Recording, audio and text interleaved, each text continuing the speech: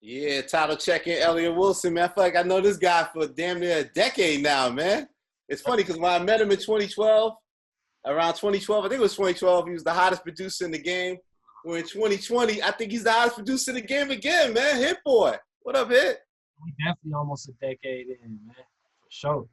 Well, like I said, man, when I met you was at the height of Paris and stuff, and now in 2020, man, HitBoy on the beat is just where it needs to be.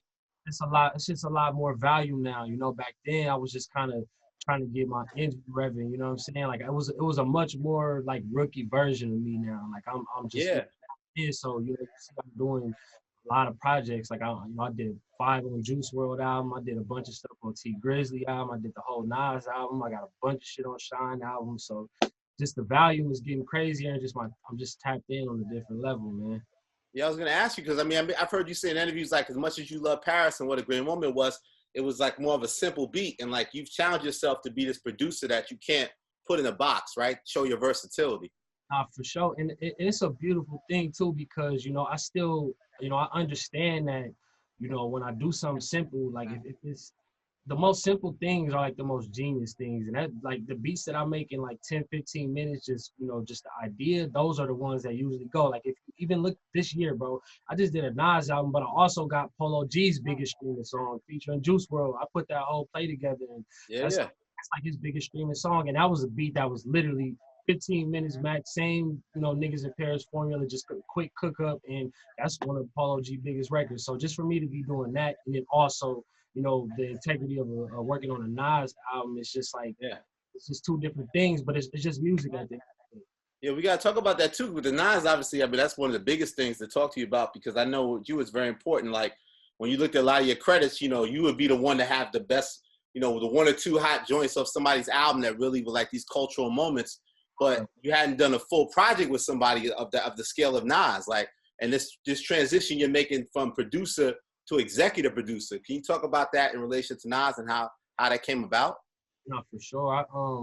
I definitely just started to realize, like, just for the growth that I was looking for within myself, doing 1 or 2 songs on people's albums wasn't really getting me to where I needed to go. So I just came up with a game plan maybe a few years ago, just like I'm about to tap in. Whoever want to really work, I'm gonna lock in. Like it started with Dom Kennedy and us working on the Courtesy of Half a Mil projects. Yeah. Like, really getting locked into really making full projects, and then it went to like 24 hours of the homie 24 Hours project. I did a whole album for him. It's like it's kind of just was a growth thing. It just kept going up until I was, I guess, locked in enough to lock in with somebody like Nas. Yeah, what was that experience like for you? Man, it was unreal, bro. And it was, it was just real humble, dog. Like it was me and him in the room the whole time. I recorded everything. I mean, for the most part, I recorded his vocals. We would go through beats with just us two. It wasn't too many cooks in the kitchen. And I feel like that's why you can tell like it's a focused project. Like it's not, even though I came with a lot of different styles on the album, it don't feel all over the place. Like, and that's one thing that I'm just proud of. Like, man, I woke up to a FaceTime the day the album dropped from Timbaland.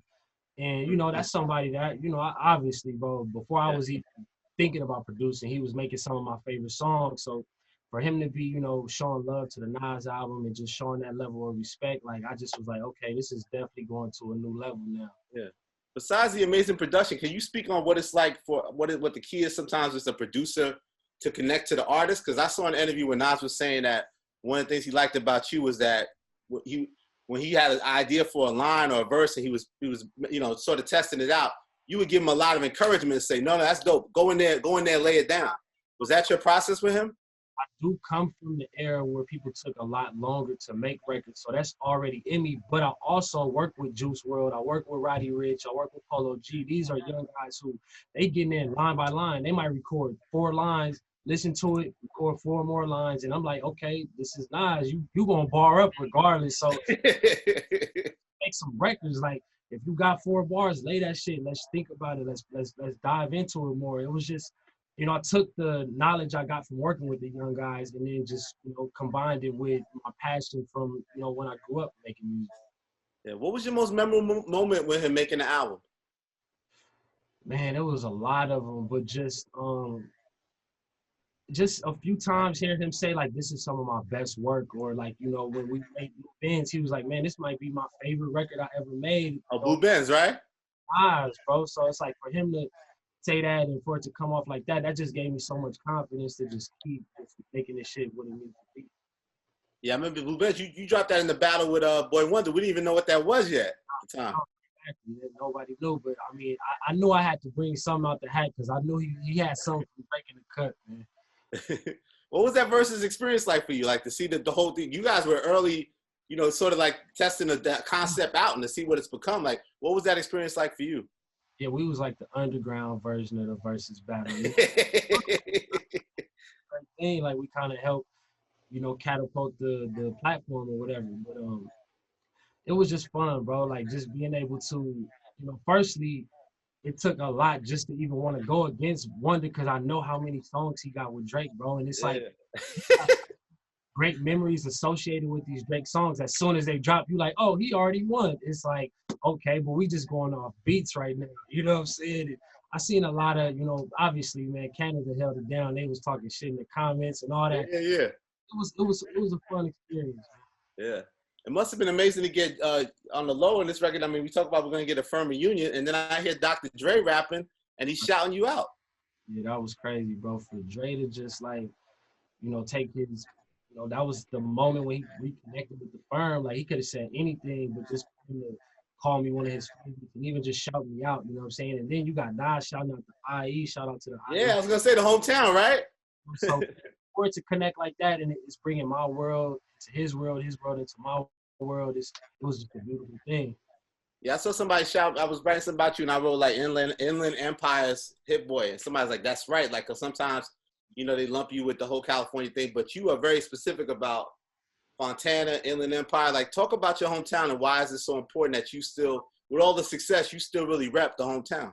I gotta shout out everybody in Pasadena too, because I'm really a 210 baby. I spent like, you know, 13 years in Pasadena, then moved to IE, so I was all around from San Bernardino, Rialto, Fontana. I started making beats in Rialto. A lot of the homies from Rialto, just like being out the way. You know, a lot of my homies in Pasadena, that's when they start, you know, being super banged out. And you know, my pops is from PDL, he a blood.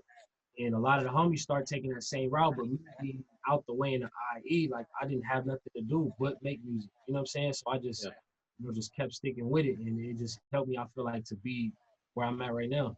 And now you're a father, man. A little C3 out here in Ultra Black video. Oh, he got that GOAT energy on him, man. He in the Nas video, like he was on that cover, like it's a beautiful thing, man. I mean, just, you know, wanting to get home to him every night and just, you know, make sure he's straight. Like it's a beautiful thing, man. Yeah, fatherhood, man. It's definitely impacted your life, man. Beautiful to see. I mean, and that's why people like, oh, this boy, HitBoy going crazy. I got a kid, so I gotta go crazy. You're going crazy with another one that's about to drop. This Detroit 2, man. We waited a long time for this project, man. And now you're executive producer of this project too. How did that come about? Man, it's funny because I went to the On the Run tour too, and when they had the joint at the Rose Bowl in Pasadena, funny, whatever. I ran into Nip kind of at the same time. I hadn't seen these, like, these are my guys. I've been knowing them for years. I hadn't seen them in a while. Ran into them together. I'm like, bro, I got some joints for both of y'all. Y'all both need to tap in. This is 4 Rackz in the middle. For Detroit 2, all that. I was just like, we gotta tap in, and you know, he started coming through. And the first time he came through, we might have did like 6, 7 ideas, just running through him, and he was like, he liked the energy, so we just kept it going, man. At this point, we just, man, ain't no telling. I don't even want to disclose. I might not even know how many beats I got on the album yet, but a lot of songs in the last couple of years, man. Yeah, well, again, like looking back at memorable moments, what's probably the biggest memorable moment you had with Sean putting this Detroit 2 together, because it was such a process, right? Listen, bro, it's been a process. Like we did different renditions of songs. Like, you know, I was flipping beats. Like he would come in and be like, you know, we need to, you know, basically structure something a certain way. Then the next morning he would wake up like, nah, that's not it. And then, you know, me as a producer, I'm getting frustrated. Just like all those moments of, like, you know, just the frustration and just really trying to rack my brain to make like some next level shit. Like that's what I enjoy the most. Like because after it's over, like man, you like that shit was just minute in the grand scheme of things. So even when it gets tough, you still enjoy that process. I have to, man. Like it's just music at the end of the day. We just trying to make a product that everybody can enjoy collectively. So, early in my career, I definitely was a lot more emotional, but I also had a lower value. Like I cherished every single beat the same. I just thought everything was the greatest shit ever. Now it's like, just make the illest shit you can in the moment, push yourself, and then it's gonna be what it's gonna be, and just keep doing that. How did the Deep Reverence with Sean and Nip come together, that song? So when we was working on Rackz in the Middle in this very room right here, Nip had did the first verse of Rackz, and then he was like, okay, I'm gonna come back to this. He was like, play some beats. I went through beats, we picked the Deep Reverence beat, recorded his verse, and then we just had it sitting in the tuck.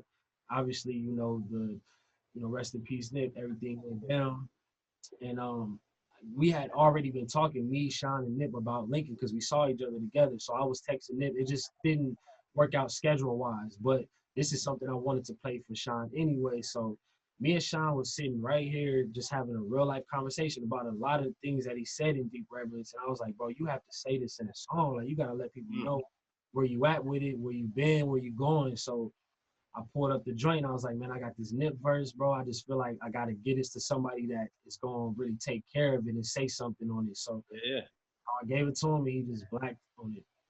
Wow. And I know it took a while to get out to the public. You put that in the battle, too. I must have been hard being patient to let that get to the world finally. I needed that, though. Like I said, he had that bomb with Drake and Roddy. I'm like, I got to play something crazy. So I just pulled that out the hat. Also with Nip, with RP Nip, man, we miss him forever, man. A lot of people may not know, Rackz was originally your record. Like when you had Nip come in. What was Nip's contribution, and when did you know right away that this now, because he asked you, could he take the record? Why was that the right decision? What was his contribution he made that you realized this fits better for him? I mean, it wasn't even that I just immediately felt it fit better for him, but I just thought it would be a better look for Roddy, for myself, and for Nip, because he had his platform and he had people ready to hear something from him. So I just feel like, this was the next chapter of, what Victory Lap was, just the next wave of music. Like we had so many plans, we had so many ideas, but just hearing the record, he heard it one time, told me to run it back after the second time. He didn't even put his vocals on it yet. He was like, I need this record for me, bro. And, I didn't hesitate, man. Like, that was it. Like, we had a respect for each other. We had love for each other. So I just thought it just made sense. And there's a Grammy with that one, right? A Grammy, just with Paris and that one. Those are your two Grammys? Second one, man. Yep. Are they in the studio? Where you keep them? They in there? Or you got them in the crib? Built for them now, man. Special order. You said what? In the case built for them now. Just okay. Important, man. That's important, man. If people don't realize how much Callum, man, how many Beyonce productions do you have, man? I gotta go count for real. That's funny because, man, one year I had like Feeling Myself drop, and then like Flawless remix drop that had Nicki and B on both of them records and shit. Like, so I feel like that was a moment that people don't even realize. Like, damn, like he did some heavy hitters, even in the years when people might have been like, what is HitBoy doing? Like, I still was locking in. I still been doing shit. Like, so it's like, just for it to be to this point now and people to be tapping in, showing respect. Like, I'm talking about the younger producers, like, Pierre Bourne, like Take Keith, all the way to Timbaland, Swizz, all these OGs, they tapped in like, yo, you did your shit on King's Disease. So just everything I ever went through, like, I feel like it was, for these type of moments where it's like, oh, this is an actual, you could tell, like, I grew through this moment, Yeah. Also, you got work coming up with Benny the Butcher, man. What made you want to work with those Griselda dudes, man? Benny, man, I saw him come out to Cali, and I just was like, man, I'm about to just tap in because I was a fan of the stuff I was hearing.